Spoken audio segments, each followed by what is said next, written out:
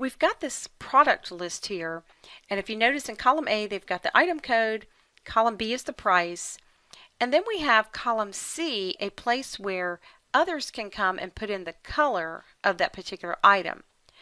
Let's use blue as an example.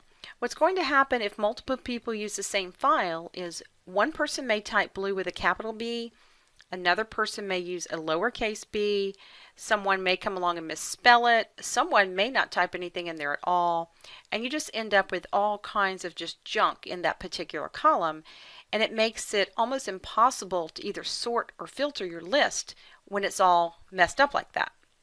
What we can do is create a drop down so that someone has to pick an item from the drop down list, and that keeps everything in that particular column consistent. Now, in order to do this, you have to have a list somewhere in your file. You can put it over to the side if you want. You can put it on another sheet. It's probably best to put it on another sheet because then you can go through and hide that sheet and others can't go in and actually mess with the list and maybe rearrange it. But let's start off just putting our list over to the side somewhere. Let's say that over here we just put in a couple of colors. We'll do blue, we'll do green, we'll do red, and we'll do yellow. Okay, and I'm going to go ahead and make the list left aligned there so it matches. You don't have to put the list in alphabetical order, but it's probably best because people expect to see that when they're picking from a drop down.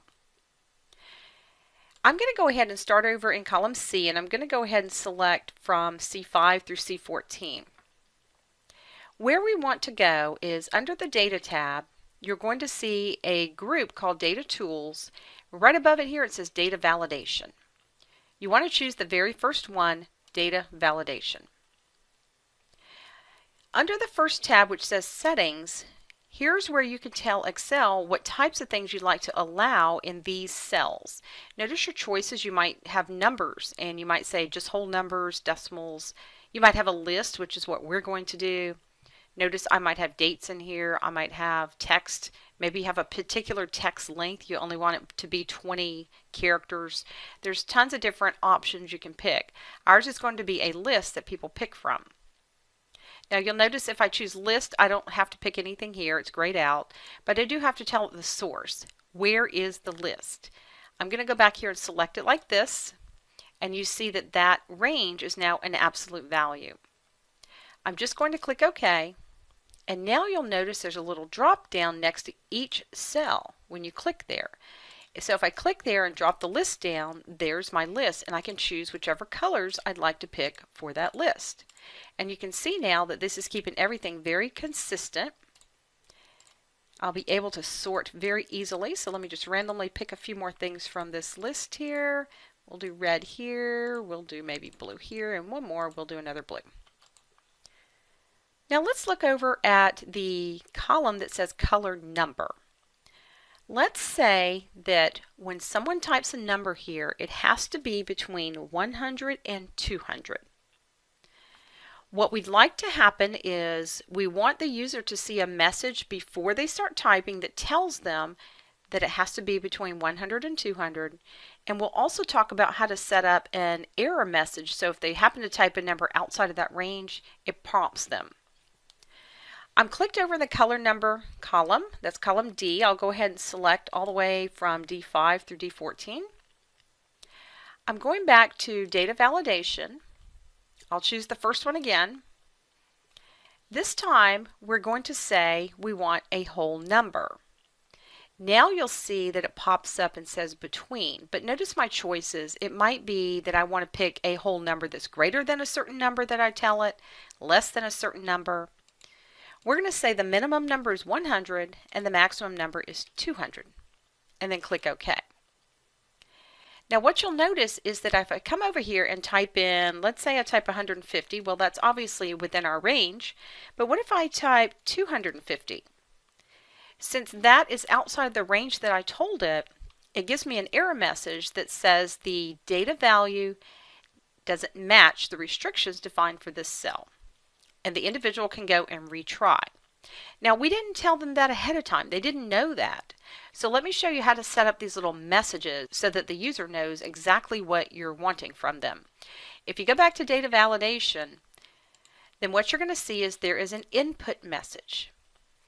You do have to give all of your messages a name. I'll go ahead and just say input. And down here, I'm going to say must enter a number between 100 and 200. And I'll click OK, and now you'll see that that cell, when you're actually clicked on it, tells the user exactly what they have to do. Now you'll notice I only did that one cell. So now I'm going to have to copy that down to all the cells if I want that message to appear when I click on any of these cells. I also don't have it on the first cell, so I'd want to copy it up there. And I'm going to go ahead and fix this because it will drive me crazy if I don't. That is a bottom border. Now let's say I type in 150, which is in my range, and let's say that I type in 300 again. So I know what I need to type in there, but I still don't have the error message I'd like the user to see. So that's the third thing I want to show you is I'll select the range again, and when we go back to data validation, we can also have an error alert. I will need to put a title here. I'll call this error message. And then down here, I'll actually put the message. The number you typed is incorrect. It must be a whole number between 100 and 200. I'll click OK, and let's try it out. I'm going to type 250 here, and there's the exact message that I just told it I would like my user to see. And that's really all there is to data validation. I could go ahead and create another list over here for the departments if I wanted, and then I would have a drop-down list for that column as well. I did mention to you earlier that you probably want to have these lists on another sheet. Then go and hide that sheet, and that way no one can go in and actually rearrange your list or add something to the list. Something to be really careful about: if you don't actually protect the list and have a password, somebody who knows that the sheet is hidden can go in there and unhide the sheet and then change the list. Just be aware of that.